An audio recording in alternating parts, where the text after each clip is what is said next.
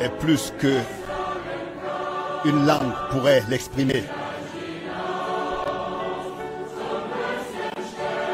Elle atteint la plus lointaine étoile.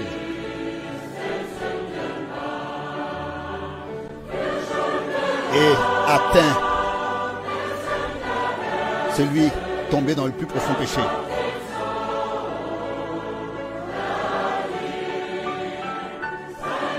Pour les cœurs chargés du péché, Dieu a donné son Fils.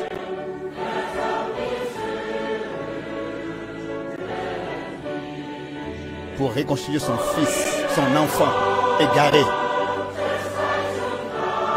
Il a pardonné les péchés.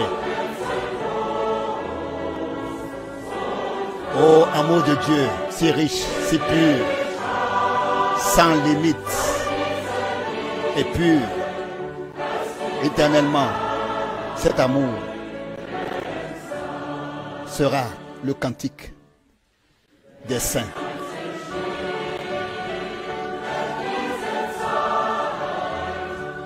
Quand un jour le temps passera et que les royaumes terrestres passeront aussi,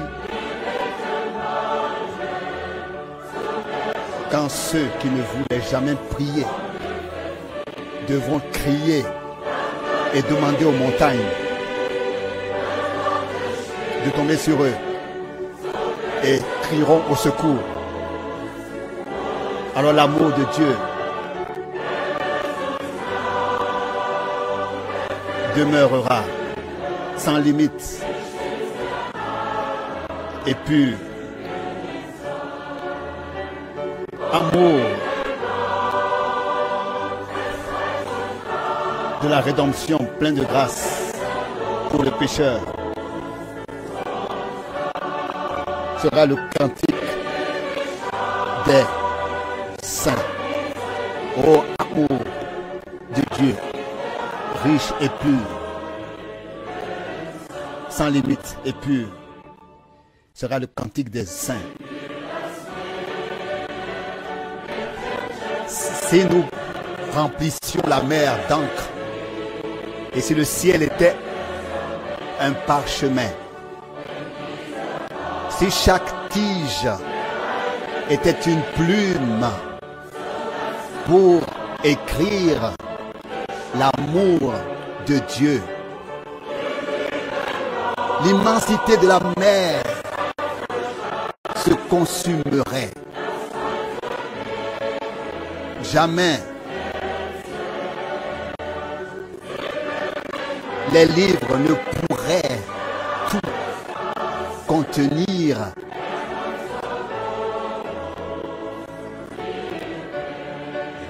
Car même si leur valeur était si grande, ô amour de Dieu, riche et pur,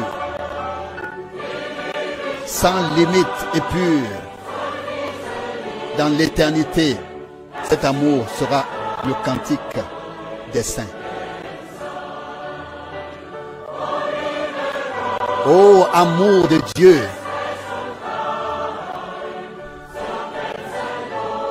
riche et pur, sans limite et pur, dans l'éternité, cet amour sera le cantique des saints.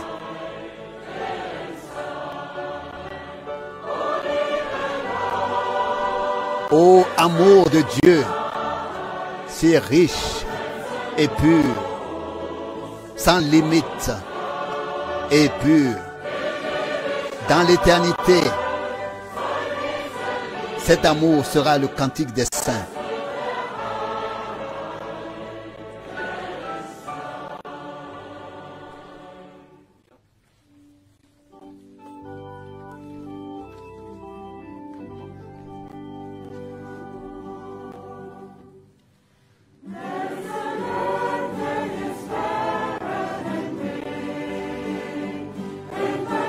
Oh,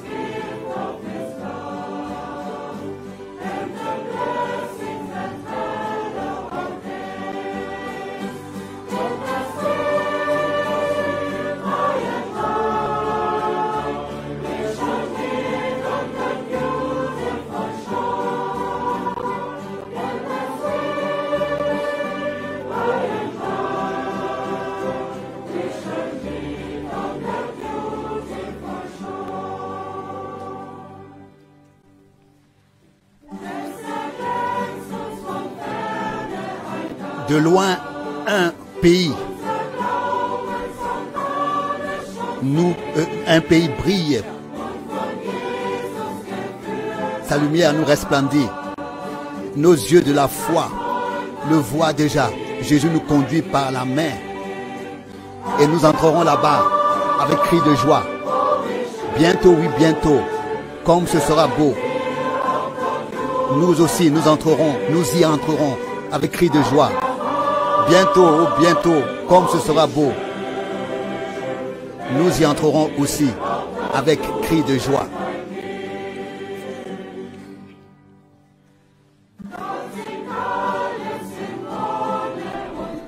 Là-bas, tout chante, plein de bonheur et de joie. Cri de joie. Les béatifiés, cri de joie au Sauveur. Tous les soucis ont disparu. Là-bas, c'est le repos éternel, céleste.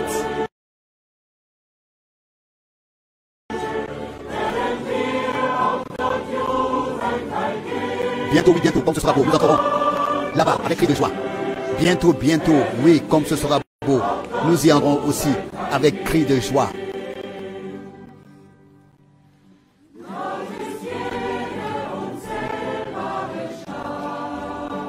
Là-bas est cette troupe parfaite qu'on ne peut compter, enflammée du Saint-Esprit, dans l'adoration devant le trône de Dieu. Et loue son amour dans le Fils. Bientôt, oui, bientôt, comme ce sera beau, nous aussi nous entrerons là-bas avec cri de joie.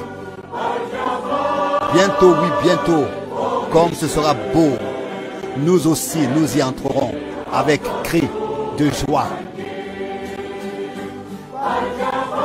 Bientôt, oui, bientôt, comme ce sera beau, nous y entrerons aussi avec cri de joie.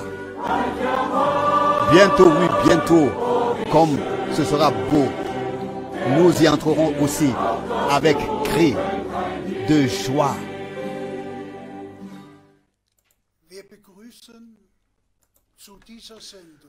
Nous saluons et souhaitons une cordiale bienvenue à tous les frères et sœurs du monde entier qui se sont connectés à cette émission d'observation de la parole biblique avec frère Franck. Nous sommes reconnaissants pour cette occasion d'entendre la parole révélée de Dieu. Avant que frère Franck ne nous parle, je vais lire une parole de l'Écriture, quelques versets de l'épître de Jude. Je lis le verset 3 de la lettre de Jude, verset 3. Bien-aimés, comme le désir de mon cœur est de vous écrire au sujet de notre salut commun, je me sens poussé à vous adresser dans ma lettre le rappel à l'ordre, à combattre pour la foi qui a été une fois pour toutes transmise aux saints. Louange et remerciements. Je lis les versets 20 et 21. Versets 20 et 21. Mais vous, bien-aimés, vous édifiant sur le fondement très saint de votre foi, priez dans l'Esprit Saint. Et ainsi, gardez-vous dans l'amour de Dieu, plein d'une attente confiante de la miséricorde de notre Seigneur, Jésus-Christ, pour la vie éternelle. Nous lisons encore le verset 24 et le verset 25. Mais à celui qui peut vous préserver de toute chute et vous faire paraître irrépréhensible et dans l'allégresse devant la face de sa gloire. À lui, l'unique et seul Dieu, qui est notre Sauveur, par notre Seigneur Jésus-Christ, à lui reviennent la gloire et la majesté, la puissance et la force, avant tous les temps, maintenant et dans toute l'éternité. Amen. Voilà, frère Franck. Je voudrais, moi aussi, saluer très, très chaleureusement tout le monde au précieux nom et saint nom de notre bien-aimé Seigneur et Sauveur Jésus-Christ. Cette fois encore, nous avons de très très nombreuses salutations à vous adresser de Nouvelle-Zélande, d'Australie, du Japon, de toute l'Afrique, de toute l'Asie et aussi de tous nos frères, de nouveau, de nos frères de la Suisse, de l'Autriche, de notre frère bien-aimé de la mer Baltique, du Canada, des États-Unis, de partout.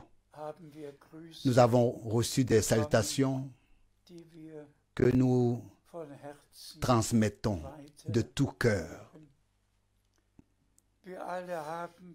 Nous avons tous compris que nous sommes arrivés dans une période très particulière qui ne nous plaît pas sur le plan terrestre, et pourtant nous sommes reconnaissants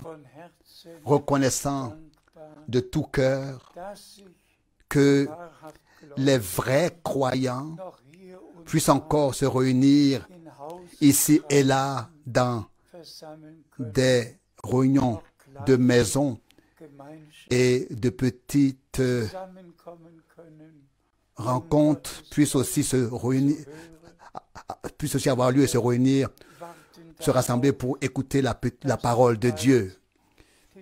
Et nous attendons que les portes s'ouvrent bientôt et que tout devienne meilleur et différent. Ici aussi à Krefeld, nous avons des réunions à petite échelle. Nous écoutons seulement les retransmissions comme tout le monde les entend sur la terre entière, et nous sommes reconnaissants à Dieu de tout notre cœur et de toutes nos âmes, de toute notre âme. Tous ceux qui viennent au baptême sont baptisés, tous ceux qui veulent se marier sont mariés, tous ceux qui souhaitent faire consacrer leurs enfants peuvent venir, car les bénédictions d'enfants ont lieu.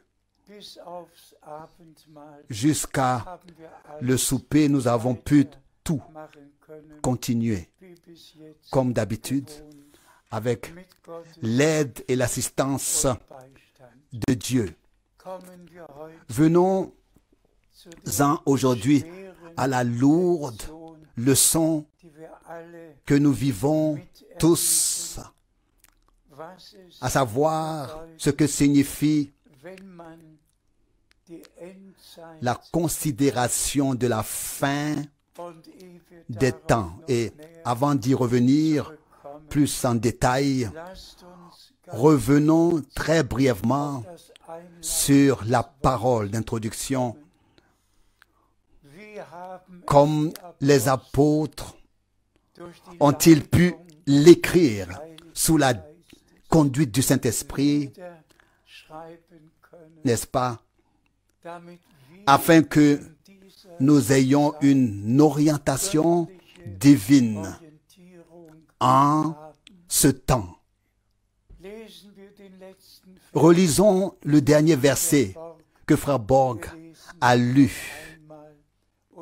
puis à cela le verset 5. Je t'en prie, je lis le verset 25 de l'Épître de Jude et le verset 5 de l'Épître de Jude. À lui, l'unique et seul Dieu, qui est notre Sauveur par notre Seigneur Jésus-Christ. À lui reviennent la gloire et la majesté, la puissance et la force, avant tous les temps, maintenant, aussi maintenant et dans toute éternité.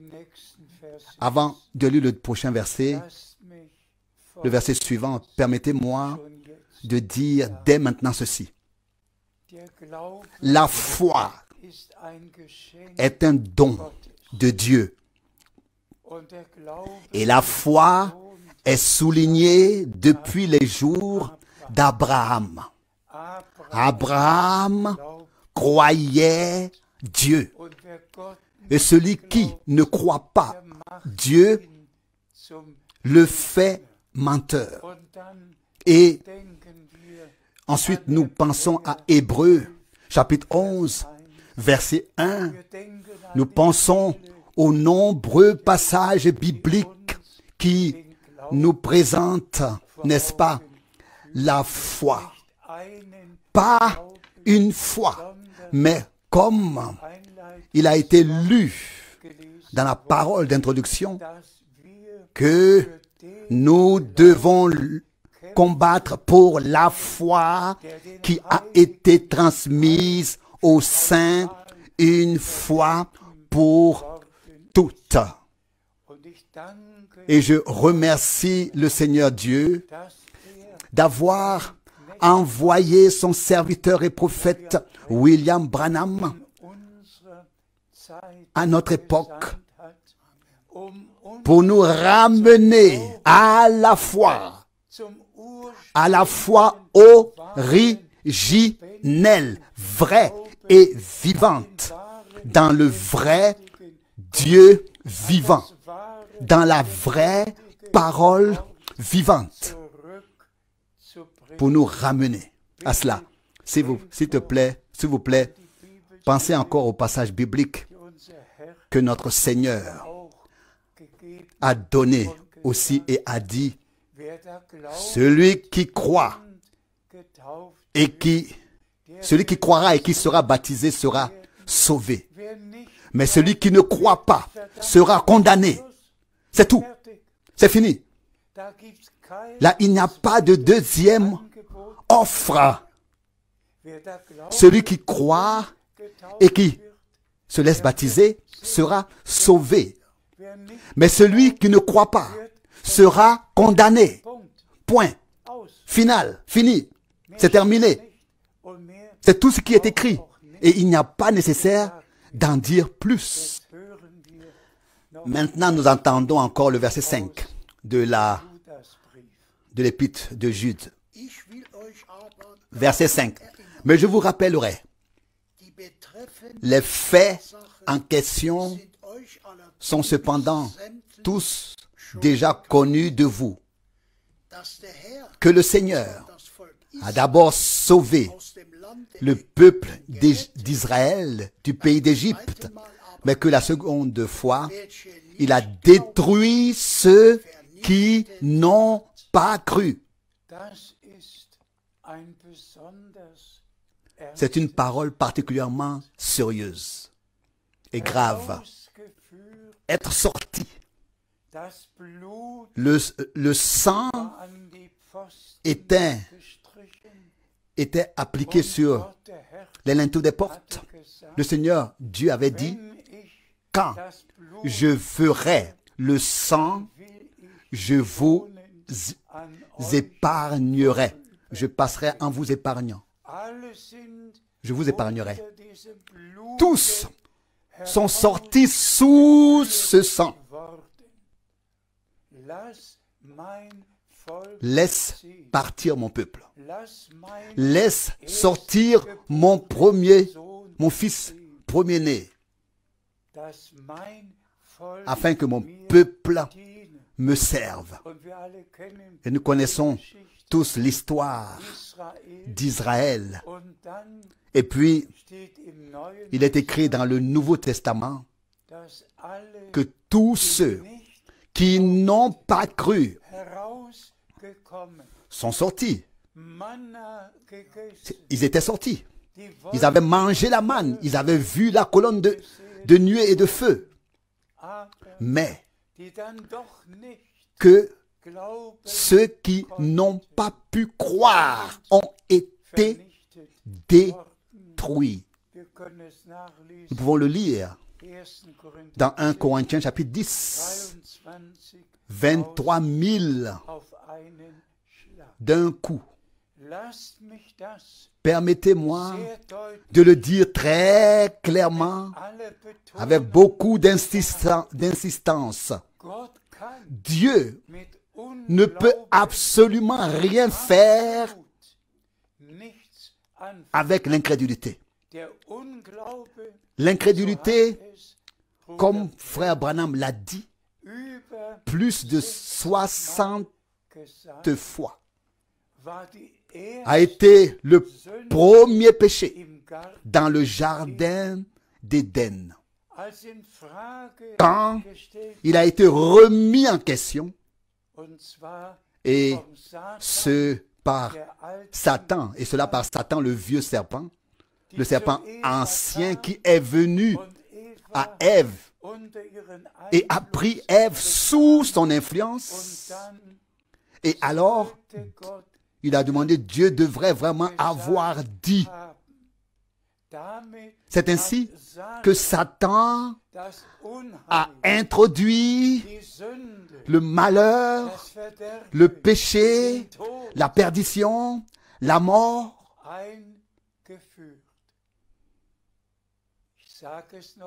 Je le répète, c'est justement ce point que frère Branham a tellement souligné, que l'incrédulité était le premier péché qui a entraîné tout le reste.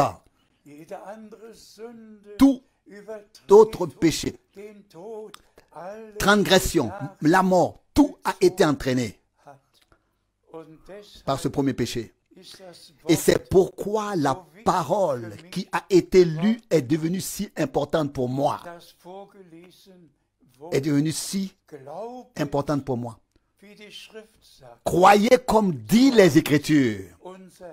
C'est ainsi que le Seigneur lui-même l'a confirmé. Celui qui croit en moi, comme le dit les Écritures, des fleuves d'eau vive couleront de son sein. De son sein. La foi. Loué et exalté soit notre Seigneur. De ce que nous sommes vraiment parvenus à la foi originelle en l'unique et seul Dieu qui s'est révélé à nous en Jésus-Christ. Et que nous croyons de tout notre cœur, que nous croyons toute parole de Dieu, chaque parole de Dieu, même ce que Pierre a écrit dans le premier chapitre de 2 Pierre, à savoir qu'aucune prophétie de l'Écriture n'autorise une interprétation arbitraire. Dieu ne le permet pas. Et puis, il faut dire avec une grande douleur que tous les prédicateurs, tous les évangélistes prêchent sur la parole. Mais ils ne prêchent pas la parole dans sa forme originelle. Moi, je ne suis pas là pour prêcher sur la parole de Dieu. Je ne suis tout de même pas là pour prêcher sur la parole et exprimer mes propres pensées au sujet de ce qui est écrit. Non, à son sujet. Je suis là pour, comme Paul l'a écrit à Timothée, tout le monde connaît le passage de Timothée, chapitre 4, prêche la parole. Que ce soit autant convenable ou pas, car beaucoup viendront et présenteront des doctrines étrangères, des enseignements étrangers. Que Dieu nous accorde la grâce de reconnaître vraiment ce dont il s'agit en ce moment. Il ne s'agit pas seulement de sortir et d'appeler à sortir. Et la préparation aussi fait partie de cela. Mais aussi de croire, de continuer à croire, donc de sortir, d'être appelé à sortir, de se préparer, d'être en train de se préparer, mais aussi de croire, de continuer à croire chaque parole telle qu'elle est écrite, chaque promesse, et de vivre dans l'attente, dans la conviction que le Seigneur Dieu fera tout ce qu'il a promis. Ce qu'il a promis. Comme chacun le sait, nous croyons que frère Branham était un homme envoyé de Dieu, tout comme Jean-Baptiste, lors de la première venue de Christ, était un homme envoyé de Dieu, avec le message de Dieu,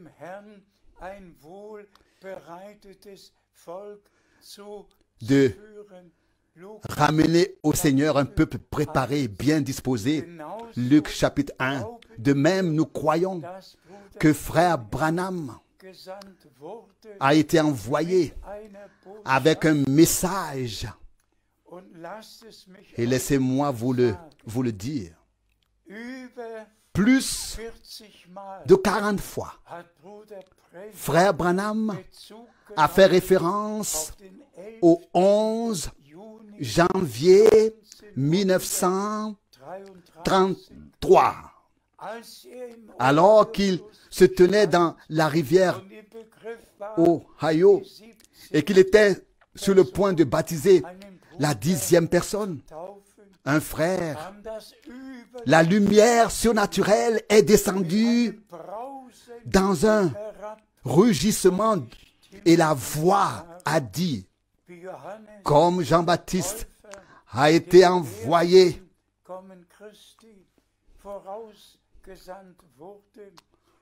avant la première venue de Christ, ainsi tu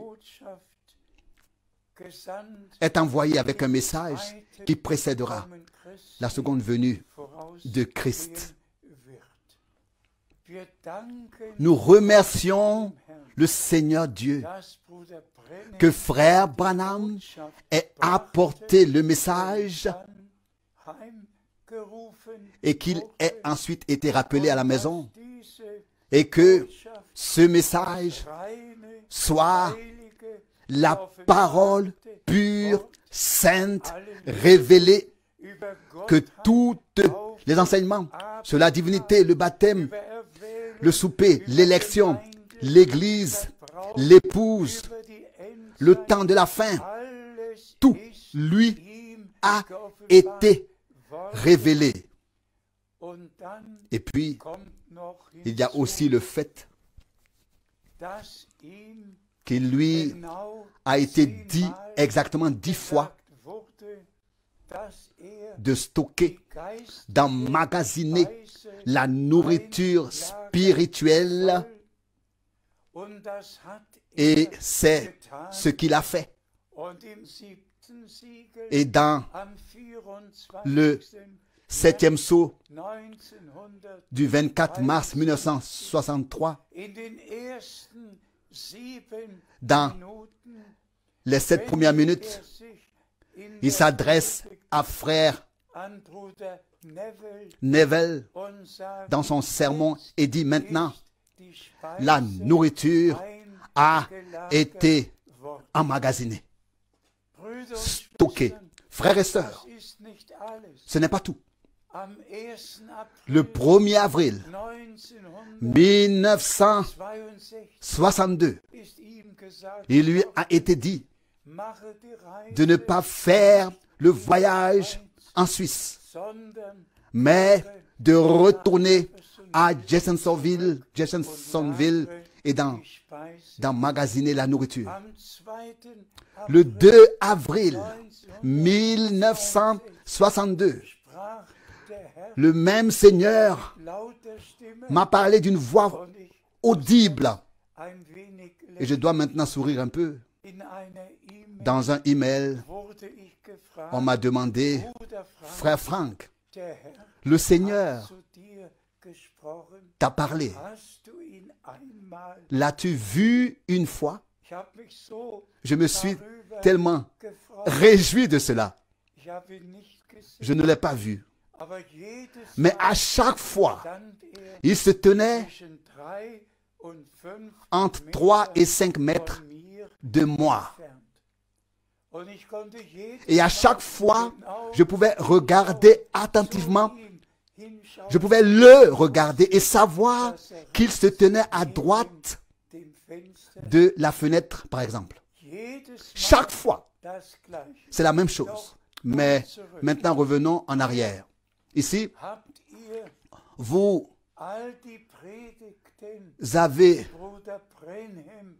tous les sermons que frère Branham a donnés.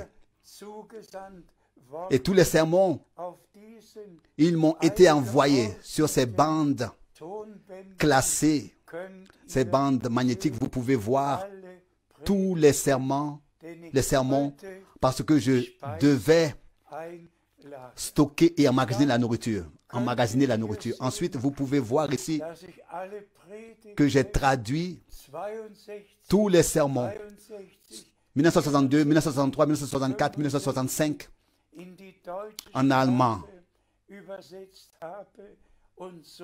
et que j'ai ainsi transmis la nourriture spirituelle au peuple de Dieu. Et en troisième lieu, nous avons ici le témoignage que le Seigneur m'a commandé d'aller de ville en ville, d'annoncer la parole et de distribuer la nourriture. Aussi certain que frère Branham a dit que le message serait répandu sur toute la terre, c'est par grâce que cela s'est produit. Et principalement, il s'agit que tous les frères qui servent laissent à droite et à gauche tomber toutes les interprétations et ne proclament que ce qu'ils peuvent prêcher comme la parole de Dieu et non pas ce qui est dit sur la parole de Dieu ou ce qu'ils pensent sur la parole de Dieu. Par exemple, que dit-on sur Apocalypse 10? S'il vous plaît, ne vous en tenez qu'à ce qui est écrit dans Apocalypse 10. N'ajoutez pas un mot. N'en enlevez pas un mot non plus. Ni jamais rien retrancher, rien ajouter. Dites seulement ce que Dieu a dit à 100% et alors tout ira bien. Mais maintenant, s'il vous plaît, lisons encore un peu plus quelques passages bibliques. Nous lisons dans les Actes des Apôtres, le chapitre 26, versets 16 à 18. Mais lève-toi et tiens-toi sur tes pieds, car c'est pour cela que je te suis apparu, pour faire de toi un ministre et un témoin de ce que tu as vu de moi et de ce que je te ferai voir encore. Et je te sauverai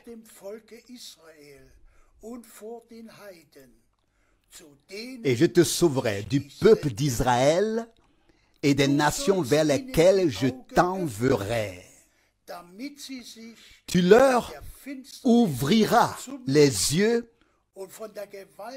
pour qu'ils se convertissent des ténèbres à la lumière et de la puissance de Satan à Dieu, afin d'obtenir le pardon des péchés et un héritage parmi ceux qui ont été sanctifiés par la foi en moi.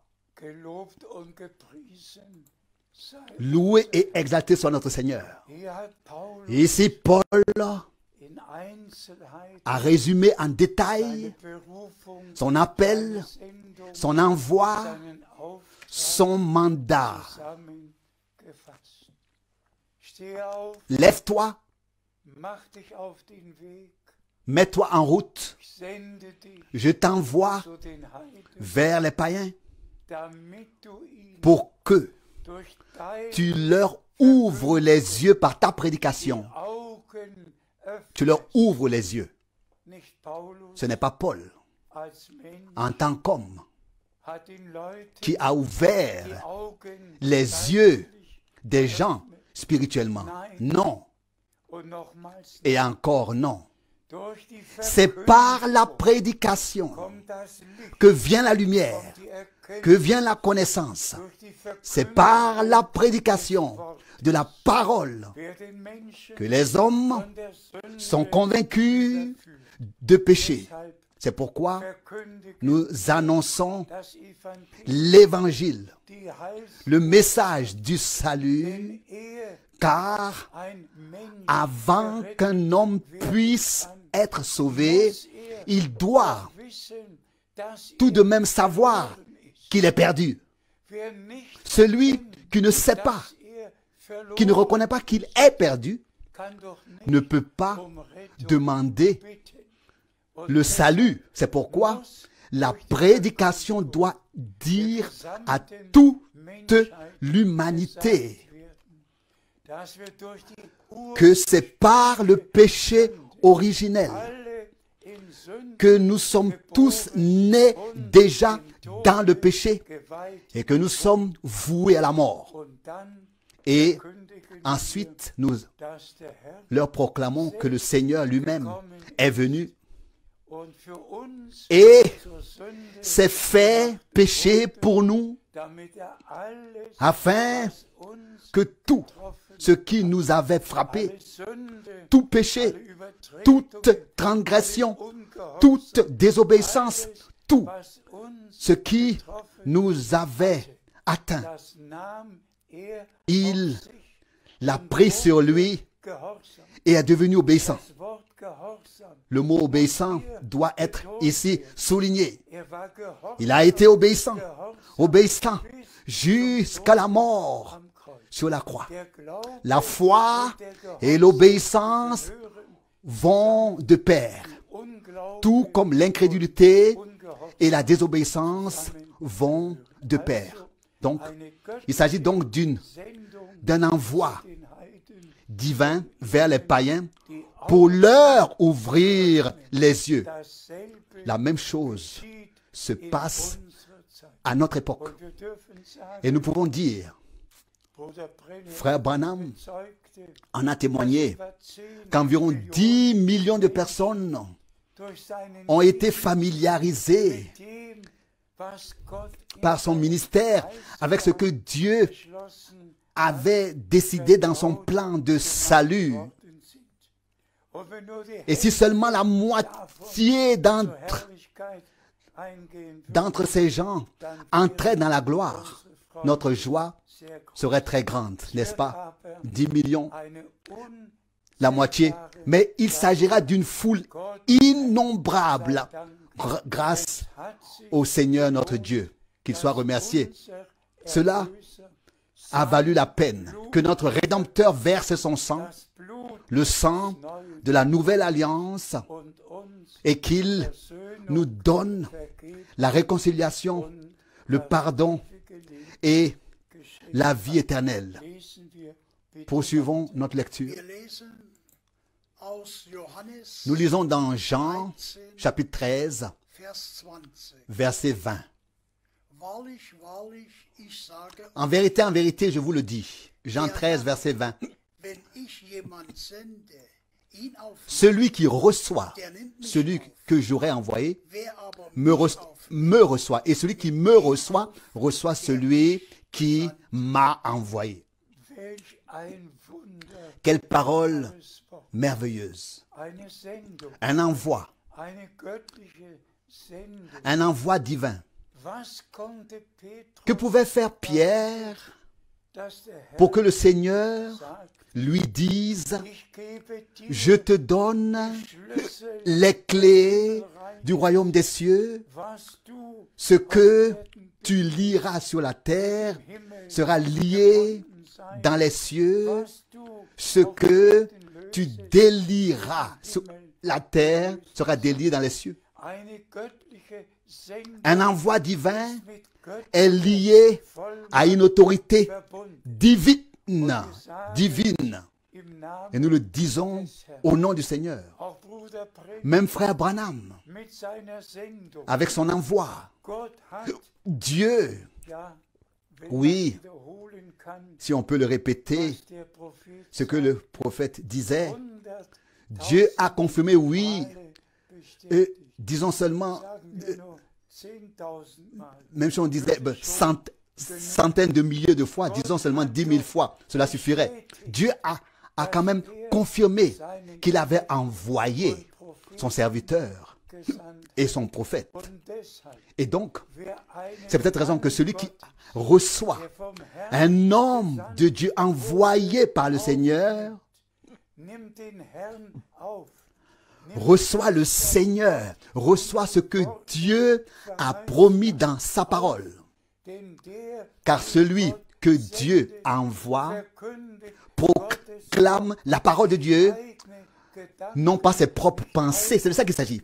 Quelqu'un qui est envoyé, il n'a pas ses propres pensées. Non, pas son propre enseignement, non plus. Mais comme il est écrit, la parole de Dieu. Et c'est ce qu'a fait frère Branham. Et c'est ce que j'ai fait aussi par grâce. Poursuivons notre lecture. Nous lisons dans Matthieu 24, verset 3. Matthieu 24, verset 3. Comme il s'était assis sur le mont des Oliviers, les disciples restés seuls s'approchèrent de lui avec cette question. Dis-nous, quand ces choses arriveront-elles? Et quel est le signe de ton retour et de la fin du monde? Nous avons souvent parlé de ce passage biblique. Il est devenu le sujet principal, le retour de Jésus-Christ, notre Seigneur. Et nous sommes reconnaissants à Dieu que dans la Bible allemande, le mot « retour » a été utilisé 17 fois dans la Bible. Il y a les différentes venues, mais un seul retour promis de notre Seigneur. Je suis reconnaissant que ce mot ait été utilisé. Car notre Seigneur a dit dans Jean 14, « Je m'en vais vous préparer une place et je reviens pour vous prendre auprès de moi, afin que là où je suis, vous y soyez aussi. » Lors de l'enlèvement, lors du retour de Jésus-Christ, cela arrivera. que les morts en Christ ressusciteront premièrement et que nous serons changés et enlevés auprès du Seigneur. Avec eux. Donc nous sommes reconnaissants au Seigneur pour cette précision, au Seigneur Dieu. Mais frères et sœurs, soyez attentifs maintenant à cela. Dans Matthieu 24, il est écrit tout ce qui devait arriver à l'époque. Et après que nous ayons pu lire au verset 14, cet évangile du royaume sera prêché à toutes les nations en témoignage, puis viendra la fin. Avec le verset 15, le Seigneur commence à parler de ce qui s'est passé 70 ans après Christ. Le temple a été détruit. Les croyants se sont enfuis dans les montagnes. Oui, et ensuite, il y a encore un nouveau passage. Une nouvelle période, pardon. Vous pouvez le lire à partir du verset 23. Et arriver ensuite au verset 27, jusqu'au verset 27, où il est écrit que le retour du Seigneur, en tant que Fils de l'homme, sera comme l'éclair qui se lève à l'est et brille à l'Orient. Et pardon, à l'ouest, Oui, et si vous continuez à lire, vous pouvez tous le faire. Vous constaterez que le Seigneur parle du verset suivant, le verset 29. Il parle au sujet de la tribulation qui aura lieu après l'enlèvement. Le soleil perdra son éclat ou se changera en ténèbres et la lune perdra son éclat. Les étoiles tomberont du ciel. Oui, et après avoir lu quelques passages, vous arrivez de nouveau au verset 40. Et là, le vieux thème du retour de Jésus-Christ, de notre Seigneur, recommence, est repris jusqu'au moment où deux seront couchés sur un lit, deux seront dans un champ, deux sur une meule. L'un sera accepté, l'un sera pris, l'autre sera laissé. Et ensuite seulement vient le point culminant au chapitre 24, au verset 45, que la nourriture doit être distribuée. Tous doivent y prendre part. Mais les pensées les plus importantes sont ici dirigées vers le fait que les prédicateurs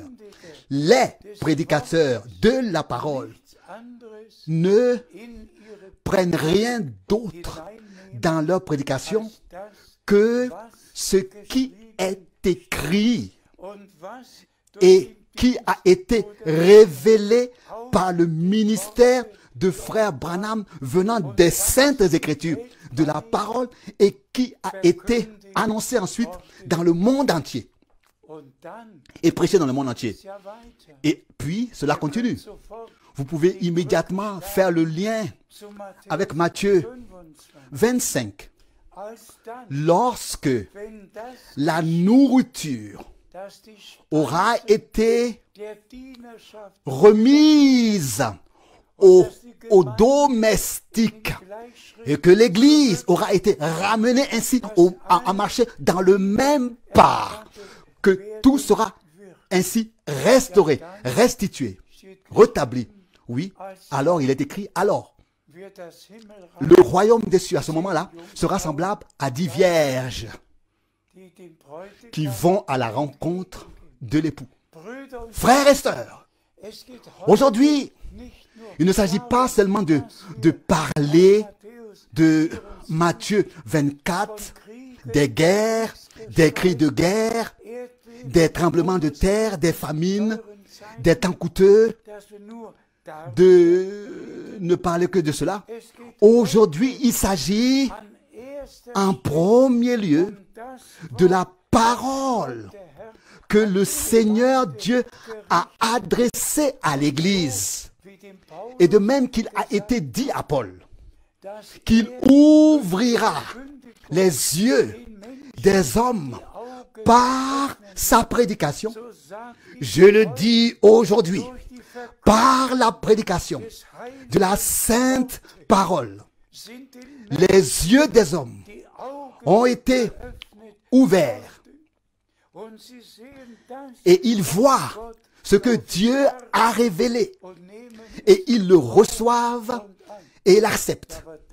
Oui, mais ensuite, nous revenons de nouveau à la parole de la lettre de Judas au verset 5 qui a été prononcée à l'encontre de ceux qui n'ont pas cru. Alors, ils n'ont pas cru à quoi? Et qu'ils ont été ensuite détruits. Et puis nous arrivons à Matthieu 25. Il est écrit là que seulement la moitié de ceux qui ont été appelés à sortir, qui ont eu leur lampe, tous ont eu l'éclaircissement de la parole, ont entendu le message de l'heure, qu'alors, malgré tout, seulement la moitié de ceux-là étaient vraiment prêtes à entrer dans le festin des noces de l'agneau. Et cette moitié-là, c'est elle qui maintenant vraiment entend la vraie parole de Dieu, écoute la vraie parole de Dieu. Et je suis de tout cœur reconnaissant au Seigneur de nous avoir donné la grâce de croire vraiment de tout notre cœur et que la parole révélée soit devenue pour nous une nourriture vivante, une manne cachée. Combien de fois, frère Branham, a-t-il souligné en insistant que les mystères cachés ont été révélés? Et c'est justement la manne cachée qui est destinée à l'Église épouse. Et nous en avons reçu par grâce une pleine part. Une pleine part. Donc, pas seulement ce qui se passe de manière si visible et audible dans le monde entier, n'est-ce pas? Mais que fait Dieu maintenant? Que fait Dieu aujourd'hui? Dans quelle mesure le plan, à quelle mesure le plan de salut de Dieu a-t-il déjà parvenu à son accomplissement? Qu'est ce qui reste à faire maintenant? Et nous savons tous que c'est le Seigneur lui-même qui achèvera son œuvre. Lisons encore dans Romains 8, verset 11. Et si l'esprit de celui qui a ressuscité Jésus d'entre les morts habite en vous. Romains 8, verset 11, verset 11. Celui qui a ressuscité Jésus-Christ d'entre les morts donnera aussi la vie à vos corps mortels par son esprit, parce qu'il habite en vous. Rendons grâce à notre Dieu, frères et sœurs. Bien-aimés, il ne suffit pas que nous tenions les lampes à la main. Il ne suffit pas que nous portions de l'huile dans un récipient avec nous, dans un vase avec nous. Et nous sommes reconnaissants à Dieu du fond du cœur, vraiment reconnaissants. Mais il faut en venir aux expériences personnelles de salut. Aux expériences personnelles de salut. L'Esprit de Dieu ne doit pas seulement nous oindre dans l'ensemble du mouvement pentecôtiste, charismatique, tous sont loin du vrai Saint-Esprit et tous pensent avoir l'éclaircissement de la parole. Mais en qui l'Esprit de Dieu habite réellement? Habite.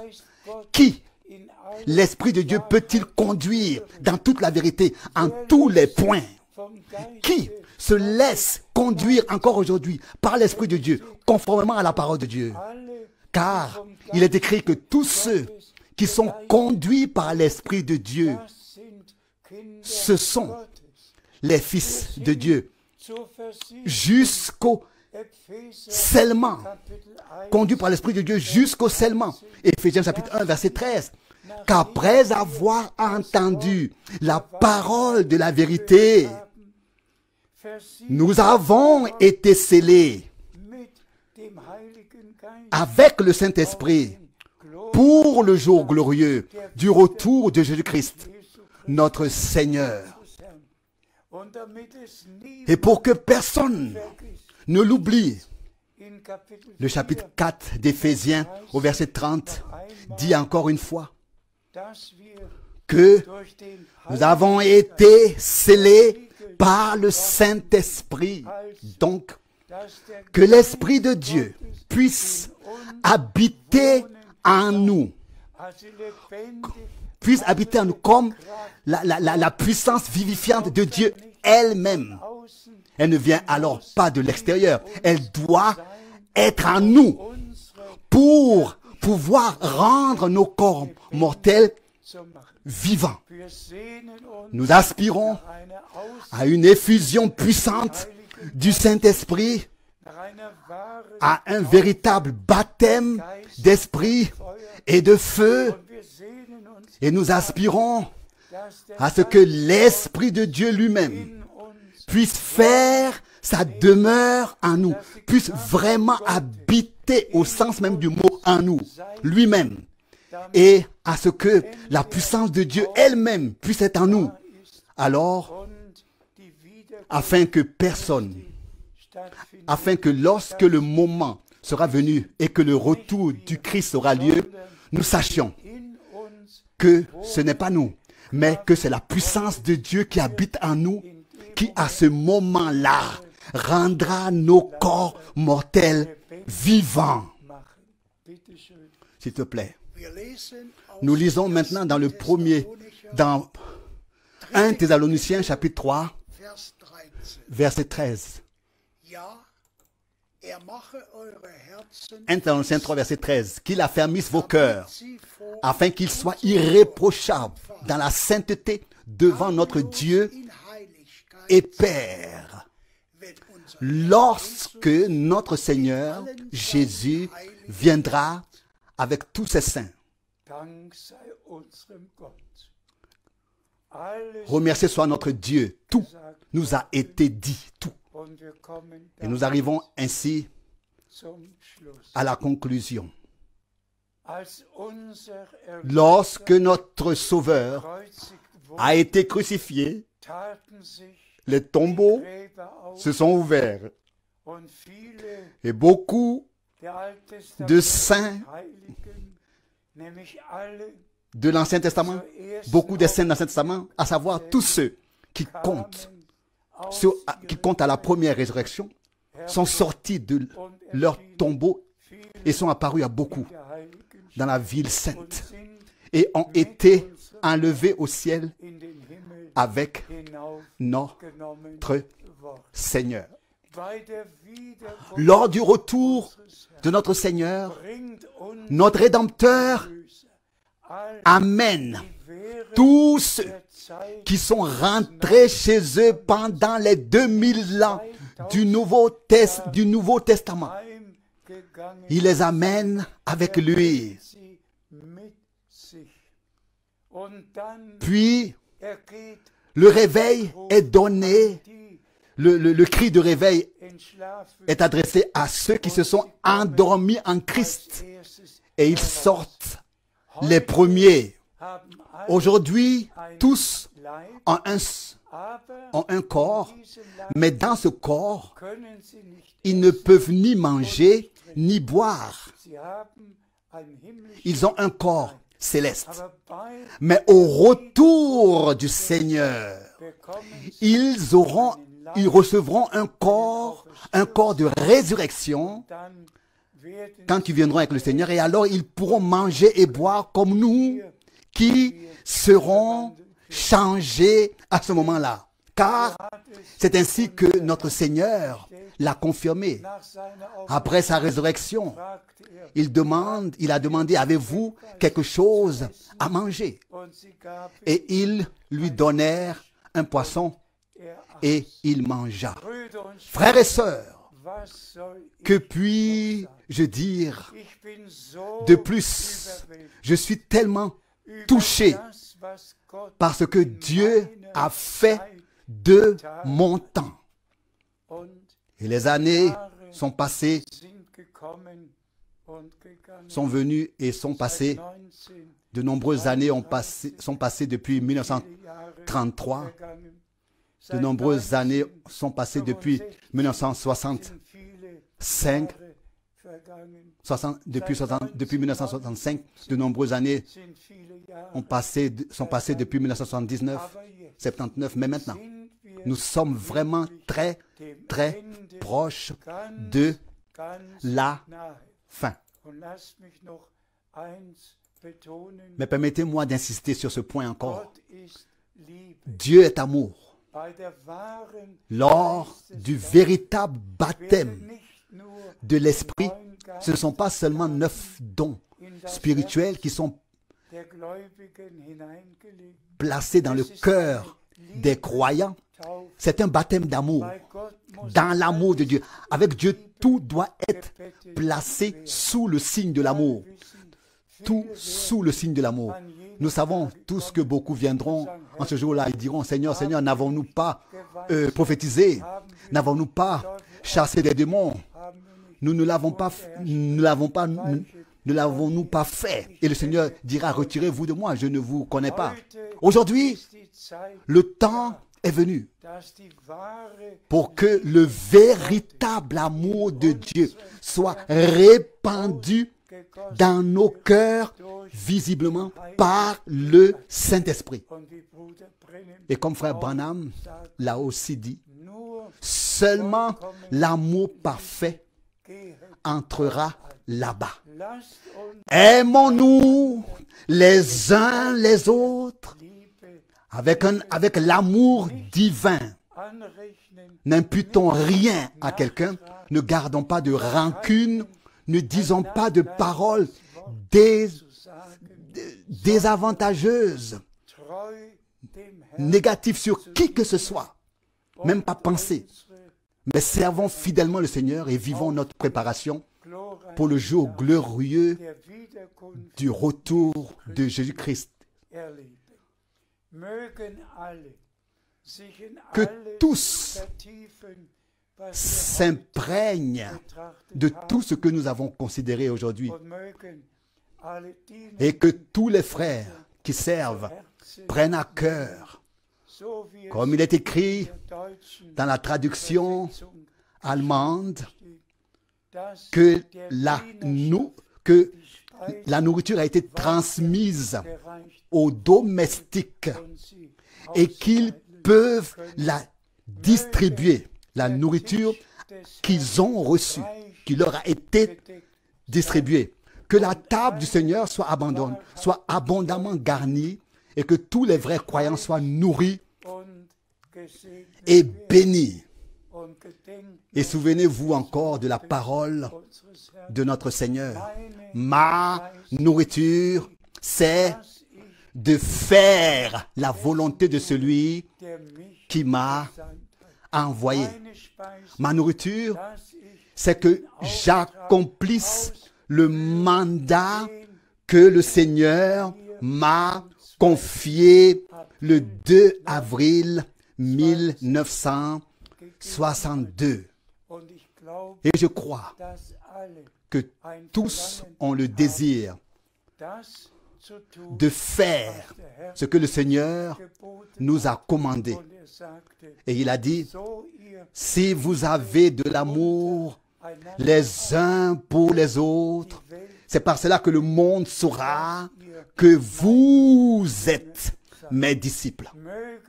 Que la bénédiction du Dieu Tout-Puissant repose sur tous, dans tous les peuples, toutes les langues et toutes les nations. Tel est mon souhait et ma prière au nom saint de Jésus. Amen. Nous nous levons encore pour la prière finale. Frère Borg va encore prier avec nous. Père Céleste, nous te remercions de tout cœur pour ta parole que nous venons d'entendre. Nous n'avons pas entendu des paroles d'hommes, mais la parole révélée de Dieu. Ta parole est esprit et vie. Ta parole juge. Elle produit l'effet. Elle produit l'effet pour lequel tu l'as envoyé. Elle exécute ta volonté en ceux qui la croient. Je te rends grâce. Je te remercie pour ta parole, pour le sang de la nouvelle alliance, pour la rédemption sur la croix à Golgotha. Bénis tout ton peuple qui a écouté. Bénis nos frères et nos sœurs ici à Krefeld. Nous te remercions pour tout. Tu nous as bénis. Puisses-tu nous unir dans l'amour de Dieu. Nous qui en ces derniers jours écoutons ta parole, croyons et avec ton aide la mettons en pratique. Je te remercie pour cette proclamation de la parole. Et nous te prions de bénir Frère Franck